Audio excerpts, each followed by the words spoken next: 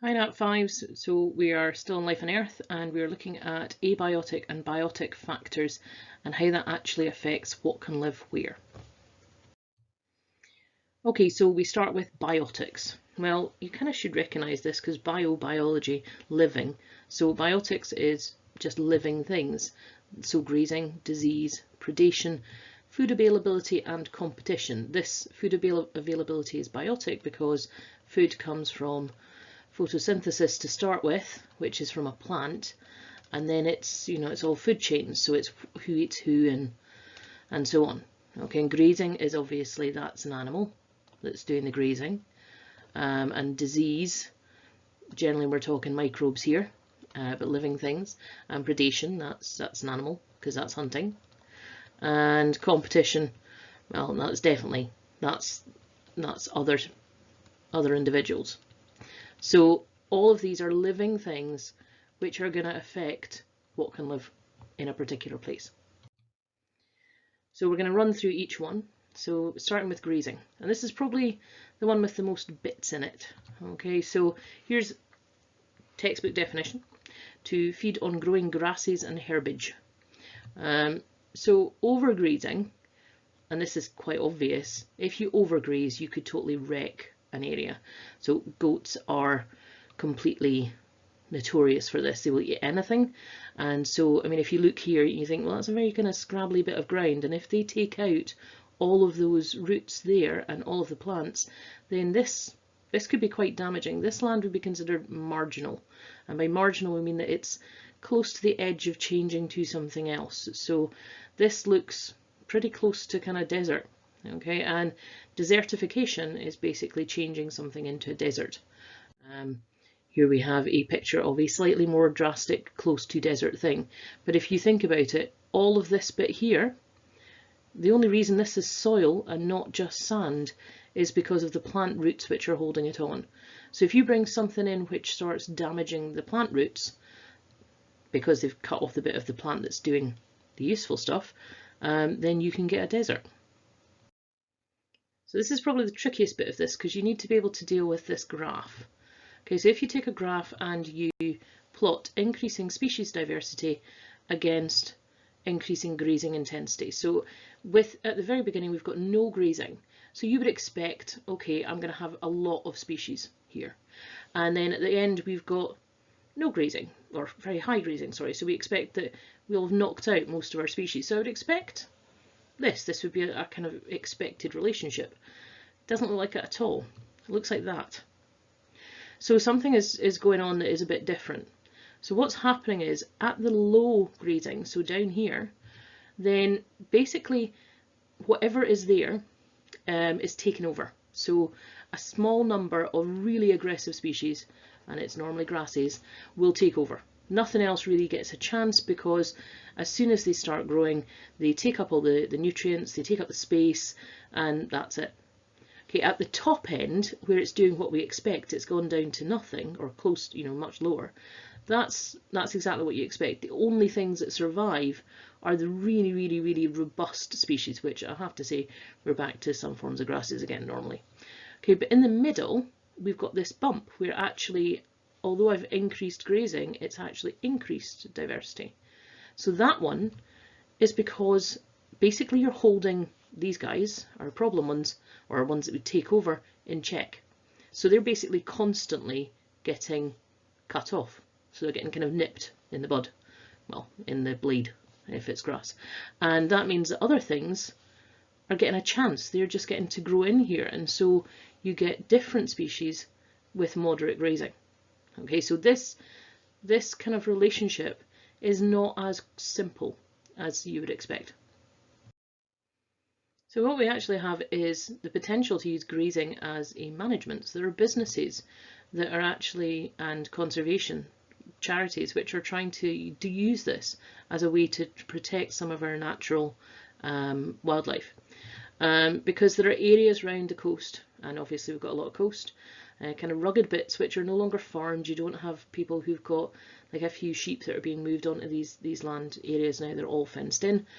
And so what they're doing is they're releasing small numbers, small herds that they're then putting out for a certain length of time and then bringing back in. and they're just trying to get them to do that job of the grazing curve. So they're nipping off these really aggressive species, and then some of our wildflowers and things which are becoming really, really rare are getting a chance. Okay.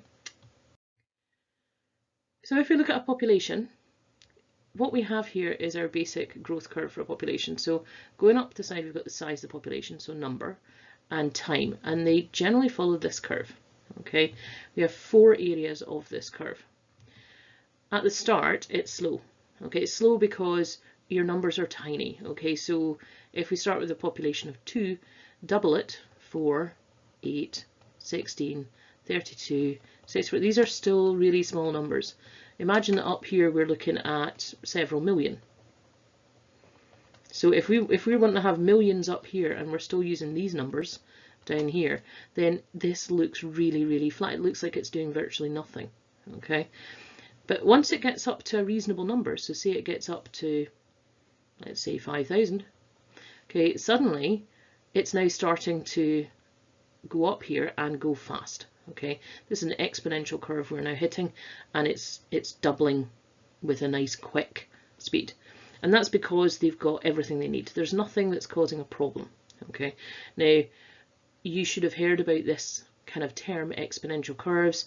You know about doubling rates at the moment, because this is R rates and things like that for coronavirus have been mentioned so much this year. This is applied to a population. Okay, so a population can't keep going forever at this kind of rate. It starts to slow down, and this is the third one, the third section, and something is causing a problem.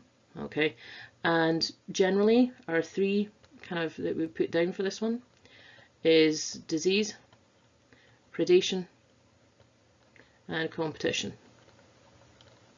These are all things that are impacting to slow down the rate of increase. And then we reach a point where we've got a steady state where basically if we're looking at a large animal, every birth is balanced by a death. So we end up with a steady position. Humans, unfortunately, we're kind of still doing this because we basically have managed to get rid of this mainly. We've found ways around a lot of this, and we've found ways around a lot of that. So our growth curve is not following what we would expect for a normal progression. Okay, so the first of our 3, disease. So living things, generally microorganisms, and you've got a variety of different microorganisms that could be involved in this.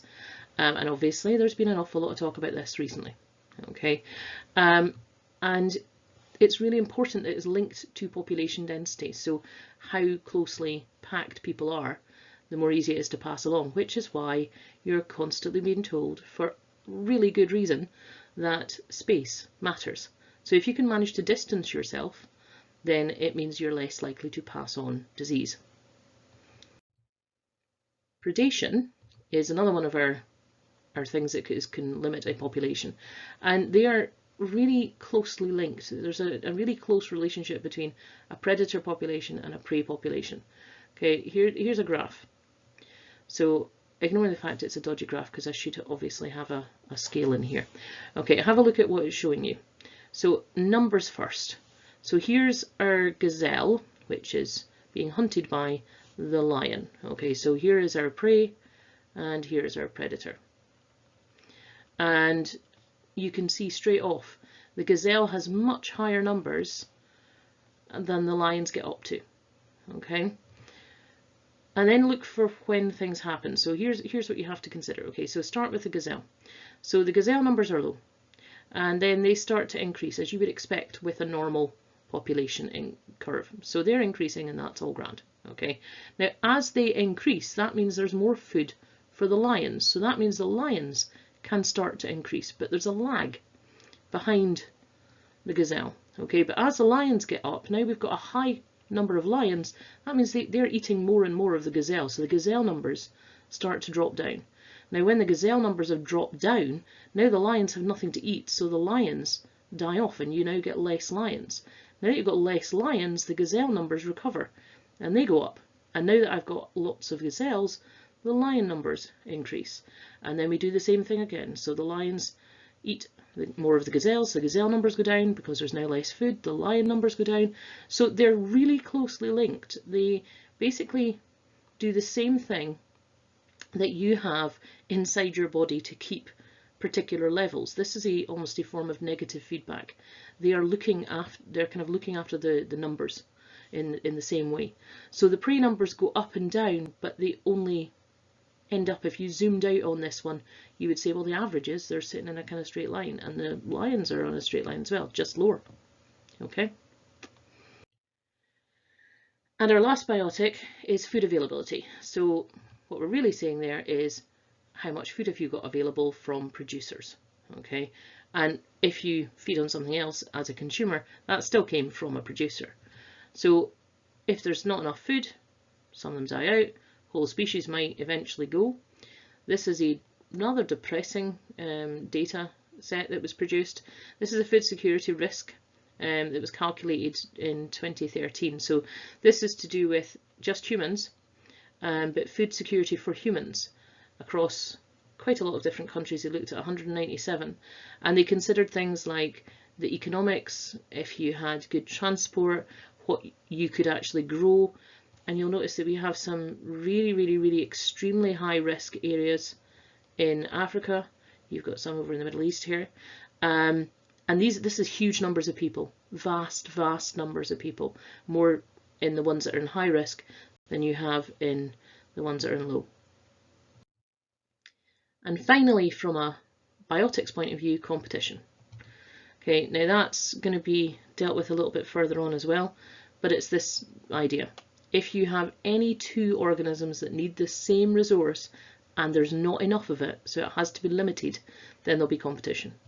So animals could be, for example, these things like space, whether they get a mate, food, water, and there's a whole pile of other things as well. And plants, they compete absolutely as well. So how much space they have for their roots, the light that they get, the nutrients from the soil, water would all be examples. So moving on from the biotics, you then have the abiotics. So this is non-living. And they also will have a huge impact on what can live there. So they have an impact on how much can live there and exactly what can survive there. These are the ones that you need to know. So you've got temperature, pH, moisture, and light intensity. I am sure that you could think of an organism, any one which would be affected by changes in any of them. So that require a certain level of moisture, that require a certain level of light. A little bit of revision here. This is tolerance curves. So what you should remember is that every single organism has a curve for everything that exists basically. So they all look pretty much the same. They look like a bell shape. Okay, so this kind of shape. It could be narrower, and obviously depending on what the factor is, it could be shifted up the way or down the way, depending, it will go somewhere on this axis. But you can put lots and lots of different factors down here. So you could put temperature, and so we've got low temperature down the bottom, high temperature at the top. It could be light, it could be moisture, any of the ones that we've said for abiotics. And then up the side we've got how well do they survive. So all of them will have an area in the kind of middle of the curve, which is their kind of best condition, optimal tolerance. So what we're saying is the temperature from here to here, they're really happy, they survive well. Okay, and then you've got a kind of section either side of that where it's not so good, but they're doing okay, moderately tolerant. And then we've got really struggling, like by the skin of their teeth, are they hanging on in there. And then you've got finally just don't make it. Okay, so this curve is really important, because if something changes, so if we look at something like global warming, okay, so if we have a change in the temperature where they're living, then it might be that they were sitting just here in their moderate tolerance, and then the temperature moved up by not very much, but it shifted them into here. And now you have a big knock-on effect on everything else in the food chains, etc., etc. So temperature is something that we look at very carefully, and basically everything has a specific temperature range that they are good in.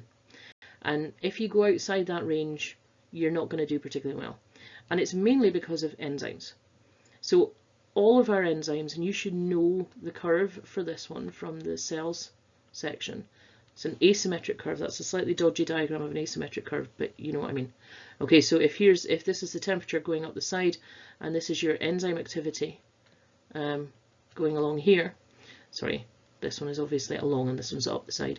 So at low temperature you get low activity, you then hit the optimum point, which is good for that particular enzyme, and then you hit a really important point where you denature the enzyme and you lose the shape of the enzyme, so the whole function is wrecked. And so at that point the activity drops down. Now you are totally dependent on enzyme driven reactions in your cells, so if you push it too far, that's it. So it might not be a big shift as well that could make the difference between surviving and not. Oh, just saying that links in later. So pH is your next one. So pH is just a measure of how acid or alkaline something is. So most things generally we're talking about, you know, they prefer neutral, and you maybe have a little bit to an acid, a little bit to an alkali, but generally the majority of things like to be in a not particularly acid, not particularly alkaline place. There are some things which live in extreme conditions, so maybe they live down at an acid pH at pH 2. If you move them out of that, that would be a problem. So shift them up into pH 7, they would die. So everything has its own place that it's functioning well. But there's lots of different things that can wreck the kind of balance of where the pH is. So acid rain, which is obviously acid, will drop down the pH. Volcanic activity is very closely linked to pH because it produces chemicals that then dissolve in water and change it, normally to acidic. And lots of chemical pollutions that could shift things. And it could be the air, it could be soil, it could be water that would be affected by this. Moisture, so it's not just how much rain, which is a measure and a useful one, but it's how much moisture is in the air, like how sticky it feels. Okay, that's humidity, or how muggy. How much moisture stays in the soil. So you might have lots of rain, but you might have really bad, poor retention in the soil, and so the water just goes straight through, and then that's no good to you either. So you could have your kind of drastic low moisture levels, or you could have a swamp where you've got high moisture, and all that means is you have a very different condition set in these two. So each of your species that you look at are going to have, within any of these places, are going to have different adaptations. And lastly, the last abiotic is light intensity, and that's kind of obvious. You know, if you don't have enough light, you don't have enough photosynthesis. If you don't have enough photosynthesis, well, obviously we need plants to do photosynthesis because we need food. And so this would be a measure of kind of the productivity on our planet in terms of photosynthesis. Okay, and that's a rather long one, but all of the abiotics and biotics you need to know.